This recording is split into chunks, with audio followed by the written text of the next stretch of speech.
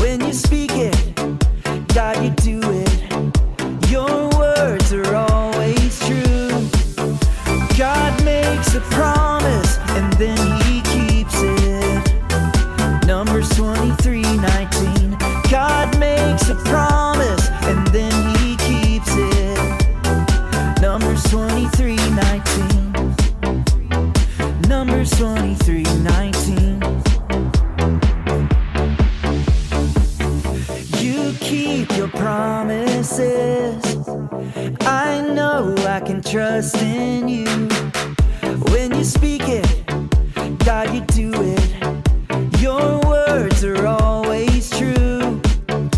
God makes a promise and then he keeps it. Numbers 23:19. God makes a promise and then he keeps it. Numbers 23:19. You promise to make me strong. You're with me all day long. You have good plans for me, so I will sing. God makes a promise and then he keeps it. Numbers 23:19. God makes a promise and then he keeps it. Numbers 23:19. Jonah was a wise old man who lived in Israel long, long ago. He was loved and respected by the people. Everybody came to him to solve their problems, and he gave them wise advice. God loved him because he was a good man and he helped his fellow beings. Jonah loved God. He followed his teachings and prayed to God all the time. Nineveh was a neighboring country of Israel. The people in this country were known to be very evil. They did not follow God. They did bad things. They were cruel, greedy, and were always fighting with other people. Because of this, God was angry with the people of Nineveh. One day, God spoke to Jonah and called for his service. Jonah, I have something to tell you. My Lord, I am lucky to be of your service. Tell me, I am listening to you, God. There is a place called Nineveh not very far from here. The people living in this place are evil. They steal from each other, kill their own brothers, and do a lot of other evil things. Their king is lazy and selfish. He eats, drinks, and enjoys himself while his people are starving. He does not care about his people. Their actions anger me, and I have decided to destroy them. I understand, my God. I am well aware of their actions. They are a wretched group of people. They are also our sworn enemies. In 40 days I will destroy the land of Nineveh and everyone living there. This is my decision. So be it, my Lord. You have told me all of this. But I still do not understand how I can be of service to you. Tell me, my Lord, what should I do to make your wish come true? You are a good and righteous man, Jonah. You have always obeyed me and followed my teachings. I trust you and your abilities. This is why you must go to Nineveh immediately and talk to the people about me. They do not know me. You must speak about my love. You must tell them to change their ways and become good people. Only you can do this. But God, how will I do this? They are evil. They will not listen to me. Also, they are our sworn enemies. The people of Nineveh are constantly attacking us and waging war against us. They try to steal from us and harm our women. That is all true, but still you must go and talk to them. They will have a second chance through you. If they fail, they will be destroyed. You are their only hope for survival now. Only you can convince them to change their ways and turn to me, the one and only living God. I have complete faith in you. God, you have decided to destroy them anyway after 40 days. Then why should I go there and risk my life? My countrymen will be more than happy to hear that Nineveh is going to be destroyed. They will abandon me if they hear that I tried to stop that from happening. This is my will. You must do this, Jonah. You must leave for Nineveh immediately. Very well, my lord. As you wish. Jonah was very troubled by what God had asked of him. He was happy that God had decided to destroy the people of Nineveh. They were the enemies of Israel. He did not believe that he could change their ways. But then, how could he disobey God? Jonah finally decided he would not go to Nineveh. He got scared and decided to escape from Nineveh and hide from God. Jonah traveled far from Nineveh over the deserts and barren lands. Finally, he reached the seashore, where he saw a ship heading to another city across the sea. He asked the captain whether he could get on the ship. The captain was not happy at first, but finally agreed. The sailors did not know about the one true God that Jonah served and believed in. They worshipped stone and wooden idols. They had a god for the sun, another god for the moon, another for the ocean, and so on. Jonah saw this, but he did not speak anything. He went and slept in the lower part of the ship. Jonah was fast asleep in the lower part of the ship. Once the ship had traveled a short distance, the ship got caught in a great storm. They were tossed around in the water like a paper boat. Everybody on the ship was very scared and began to cry out loud to their gods. The men on the ship were surprised to see Jonah sleeping peacefully while a great storm was raging outside. Hey Jonah, wake up! Wake up! How can you sleep like this? There is a storm outside and the ship is going to be torn apart. Wake up and pray to your God.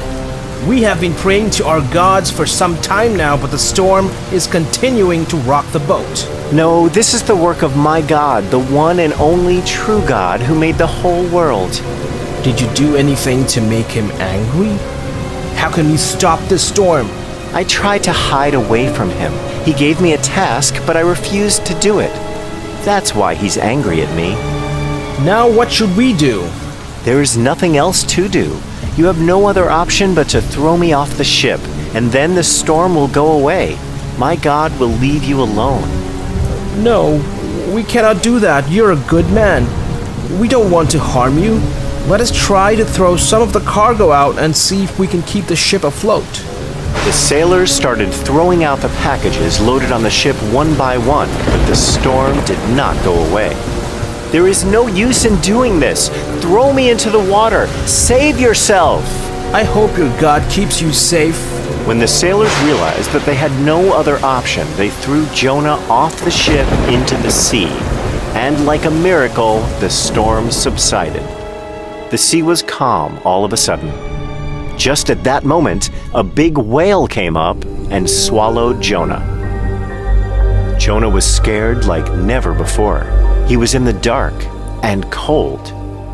There was a horrible smell around him. Also, it was slimy and all kinds of things were floating around him. It was then that he realized that he was inside a whale.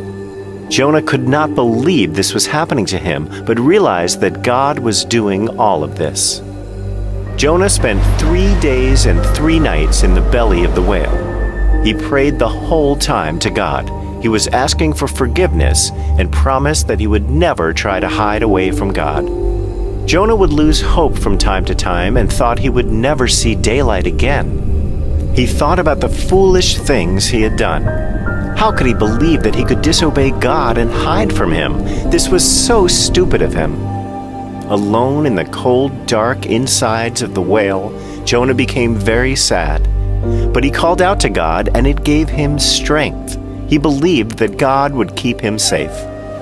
On the 4th day, the whale opened its mouth and spit Jonah onto the beach. Jonah was relieved to see the light of day. He had been inside the dark belly of a whale for 3 days. Then God spoke to him.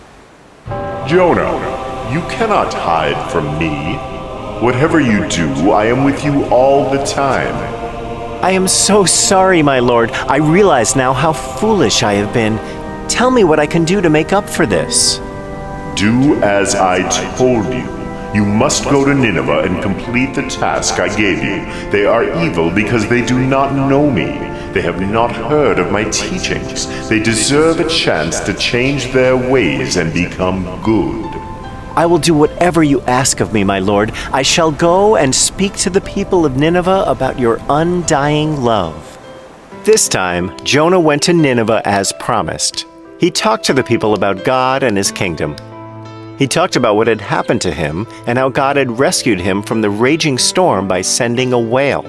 He showed them why it was important to do good things and be kind to people. He taught them God's teachings and how God was protecting them and taking care of them at all times. He also warned them about God's punishment. To his surprise, the people of Nineveh listened to him. The king heard of Jonah and called him to the palace. Jonah talked to the king about how God was merciful, but that if he didn't change himself, then the city of Nineveh would be destroyed in 40 days.